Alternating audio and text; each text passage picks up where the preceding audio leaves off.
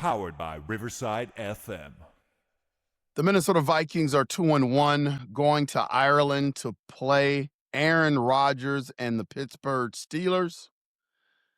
And it's a game that I feel really good about. But the one thing that I was thinking about, UP Nation, Purple Gang, SKOL Nation, is how lucky are we?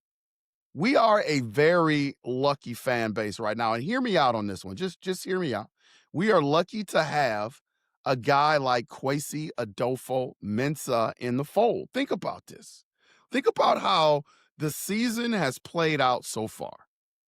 Let's talk about the Blake Cashman injury. Well, we picked up Eric Wilson during the offseason.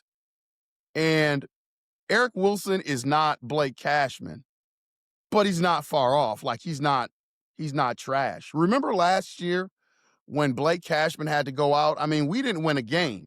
And as soon as he came back, we started that winning streak again. And so Blake Cashman has proven his value. And Kwesi Adolfo-Mensah recognized that. So just imagine if we didn't have Eric Wilson in the fold and we had to go without Blake Cashman, who was on IR. Think about that.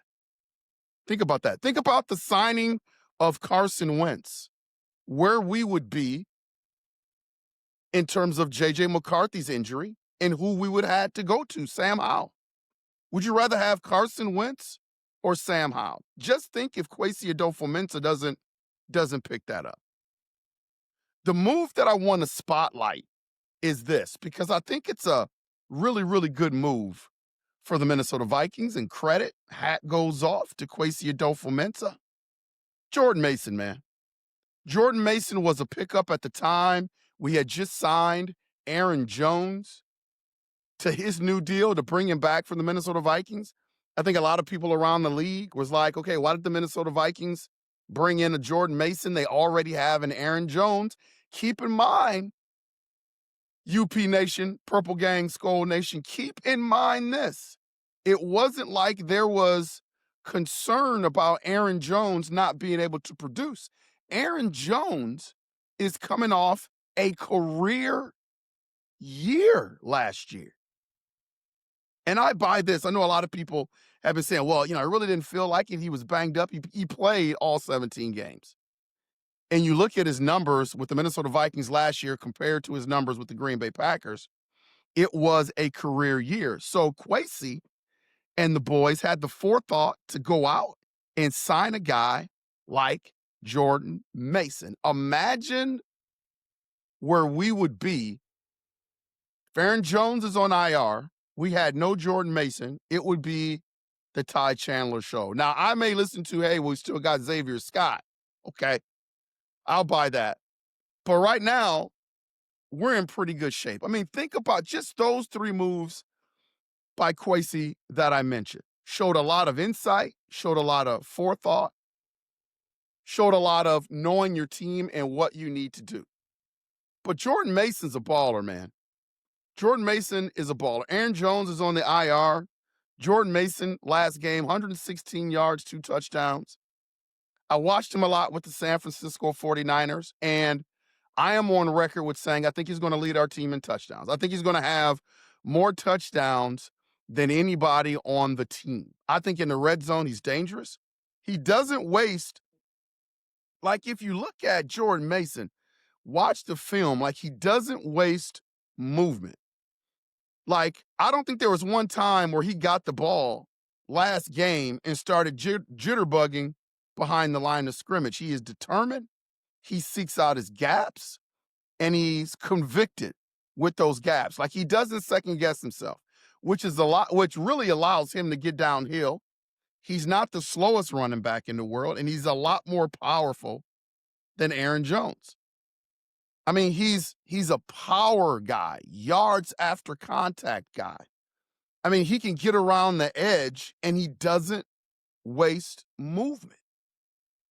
That's why Jordan Mason is going to be so valuable to this team. Now, let me let you in on a little secret, because it hasn't been shown yet. And I think because of Jordan Mason's background, he came from the rambling wreck of Georgia Tech. All they do is run the ball at Georgia Tech. So he came from a run-heavy offense in college. Then he went to San Francisco, and I think their system is run heavy too. I think the biggest misconception about the San Francisco 49ers is that they like to throw the ball a lot, which they do, but they set up a lot of the stuff that they do with the run. So I think Jordan Mason, when he was with the San Francisco 49ers, when he would spell McCaffrey or come in because McCaffrey was often hurt on IR, they used him in the running game. I think Jordan Mason could be hell in the passing game.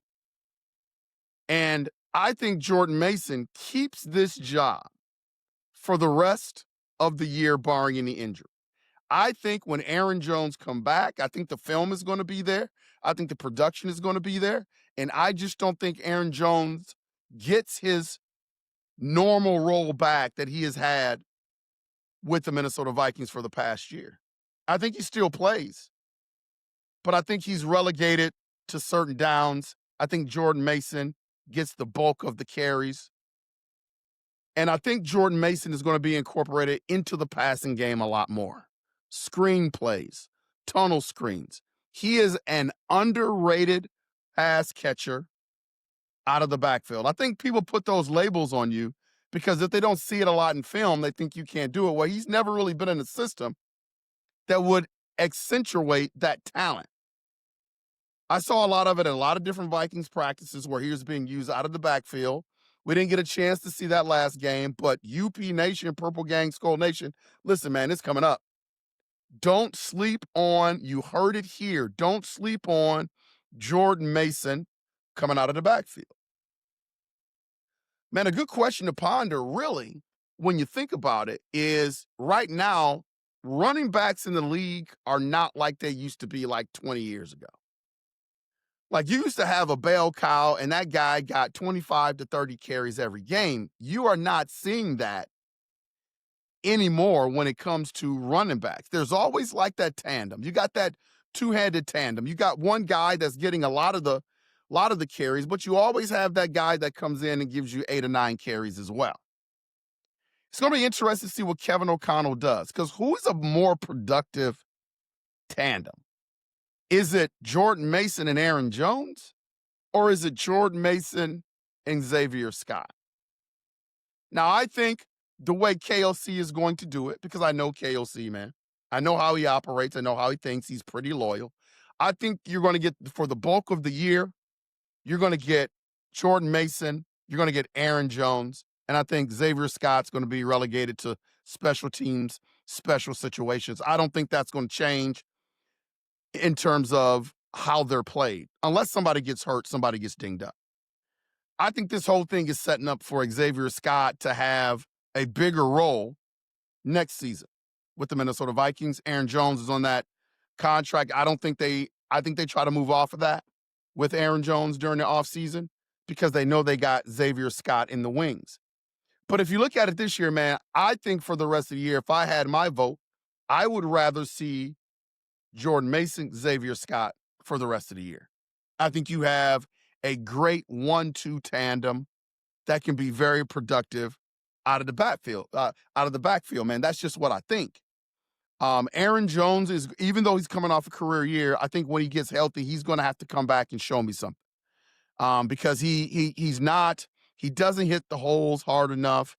The numbers aren't there. He's not very productive. All of a sudden, we get Jordan Mason in there, and I know Christian Darrisaw made a big difference, but we get Jordan Mason in there, man, and instant production in the running game. Jordan Mason just fits, man. He just fits Kevin O'Connell's system. So I think we're really lucky, man. I think going into a game after 3 games being 2-1, looking to be 3-1, I think we could very easily, if Kwesi doesn't make some of the moves that he's made, I think we could very easily be 0-3 at this point. And to be 2-1, I think a lot of it really shows how proactive the Minnesota Vikings have been during the offseason. Some of the moves that Kwesi Adolfo-Mensah has made, bringing in a guy like Jordan Mason, who, in my opinion, should be running back 1, and I think is going to be running back 1 for the rest of the year. We're very lucky. This thing UP Nation, Purple Gang, SKOL Nation, this thing could look completely different if Kwesi Adofo-Mensah doesn't make those moves. So hats off to Kwesi, man. Great job. Looking forward to the Minnesota Vikings spanking the Pittsburgh Steelers. Remember, that's an overseas game, so it's going to be in the morning. I believe start time is 8:30 Central Time. So can't wait to watch that game and see what my boy Carson Wentz can continue to do with the Minnesota Vikings until J.J. McCarthy gets healthy. Jordan Mason, man, he's a dog. Running back number 1.